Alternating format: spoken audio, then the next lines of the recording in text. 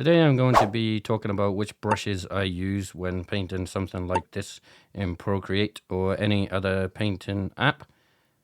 I'll be explaining why I use them and how to keep it simple so everybody can follow along. So let's start. Okay, so I've been working on this painting on and off. I'm not sure I'm actually going to finish it. I kind of got a little bored with it and the water was getting a little annoying.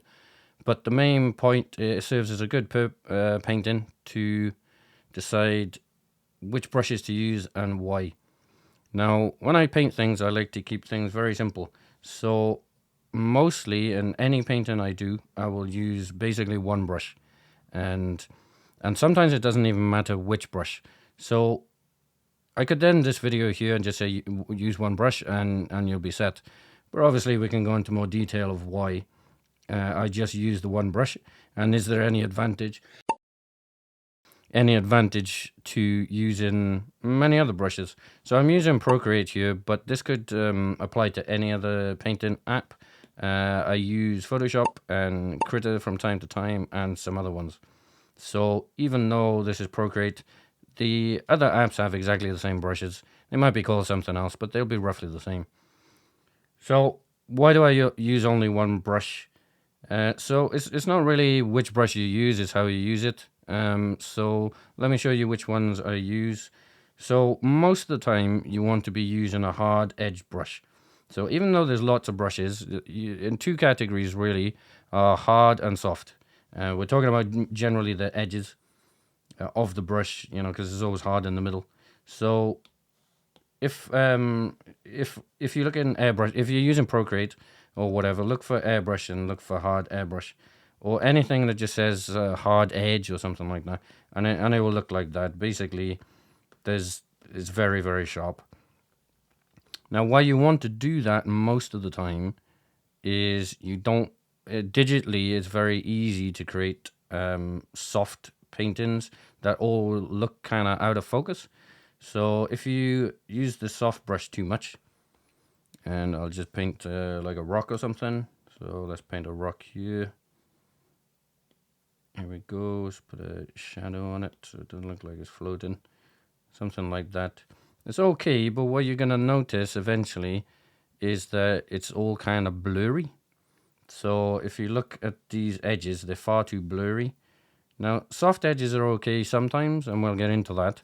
But most of the time you want hard edges. It's much easier to soften an edge than it is to make it hard, because now if I want to make it hard, I kind of erase back out, and then the insides are still blurry anyway, so I'd rather do it the other way around. So take a hard brush or hard edge brush, it doesn't really matter which one. And most of the time when I'm picking brushes, the only thing I'm really care about is if it's a hard edge or a soft edge.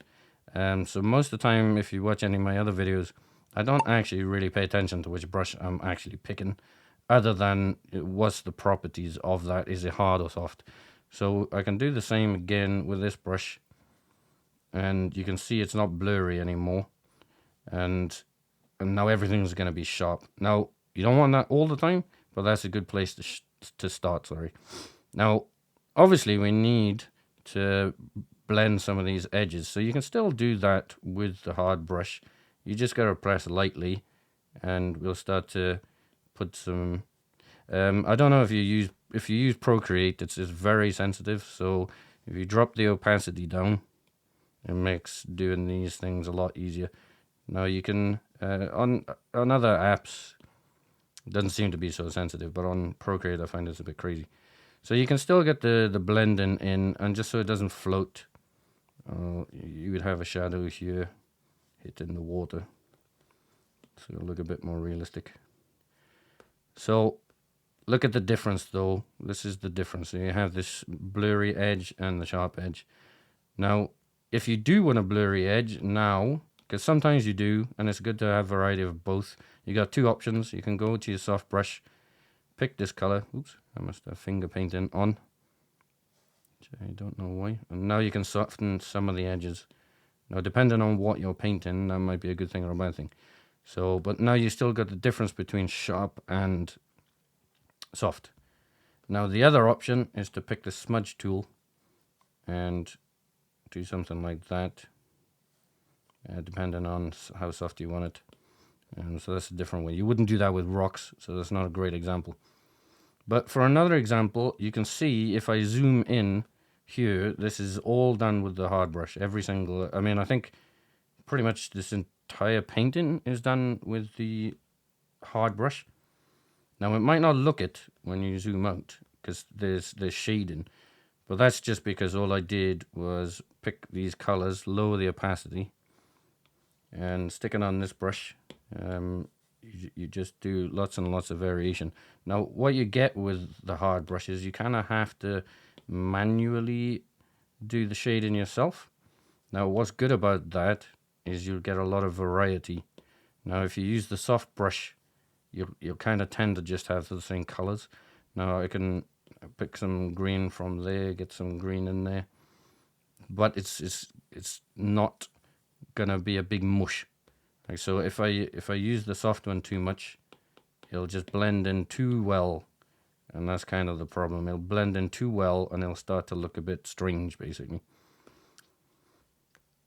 Okay, so you might want to do it for things for like clouds. You can still see I've done the hard brush again, but I always start with the hard brush, always.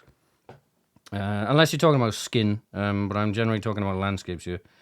Skin, you'd probably go soft straight away, because skin is very soft, obviously. But you can still use the hard brush there. Oops. So we take the soft brush and go over the top. You know, if I really want this, the clouds soft, which is kind of up to you. I quite like leaving them a bit messy, but that's my style. You don't have to do that. So obviously, if you wanted to, you could do that. But I don't mind the messy look myself. So the clouds. So it's kind of up to you. If you want to go super realistic, you might need to, mix it up. But again, look, the snow. So I pick a hard brush again.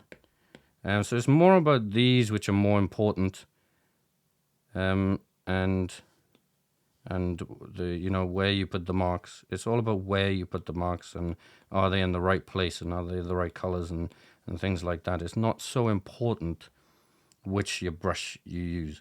Now, obviously, there's millions of brushes, and depending on your style, you can use them. I'm not saying don't use them and they're completely useless. I'm just saying you can get 99% of the way there with the two brushes. So again, if you look at these trees, just to give another quick example, I'd pick the hard brush again and get some of this color. Ooh, pick something weird there. I mean, there's nothing wrong with these. You can use them. They're quite fun. There's nothing wrong with them. The reason I kind of don't use them is I forget that I've got them and I don't really just want the hassle. But again, these create nice textures, I'm not going to lie, but you can just do them. My airbrush is gone. Can't find my airbrushes. Airbrushing, there we go. Hard brush. Whack it all the way back up. So how you can create textures anyway is just make the brush smaller and just do lots and lots of little patterns instead.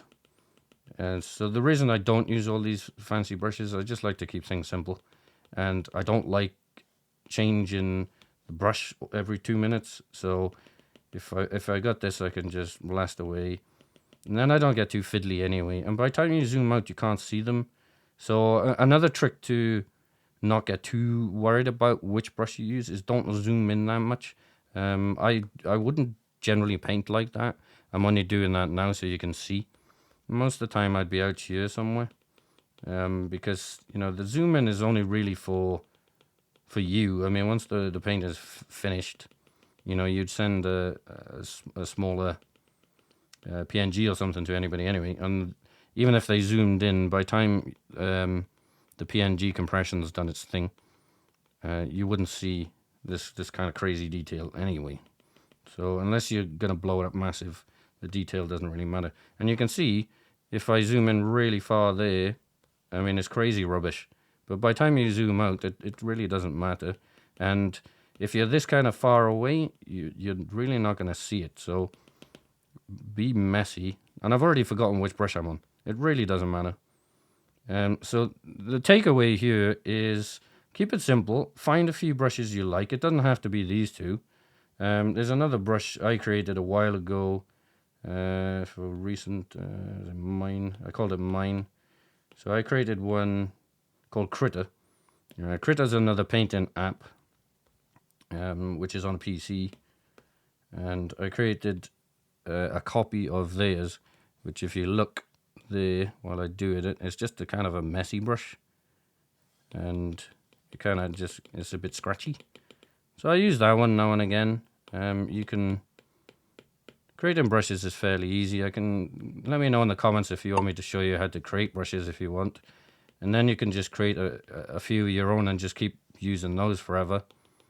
But don't fall into the trap of all these guys saying you need 50 brushes to paint landscapes. That's total nonsense. You need one or two, and the rest is just how you do it, and lots of other problems, you know. So if you think brushes are your main problem, I'm gonna say they're not. Just if it's not looking correct, it's not the brush that's doing that. There'll be a different problem, and it will not be the brush. So get used to just using a couple. Start with hard brushes and kind of ignore the soft brush for now. You want to paint with the hard brush, and if you can do that, then the soft just adds to it. So keep in mind you can get very soft looking things without using hard soft brushes, and it won't look all blurry. So I see lots of digital paintings, they look very blurry. It's because they keep on using the soft airbrushing everywhere, and it's kind of hard to make it hard after that fact. Now, you probably don't want this that sharp, so you can blur that eventually anyway, but like I said, it's easier to go to blue.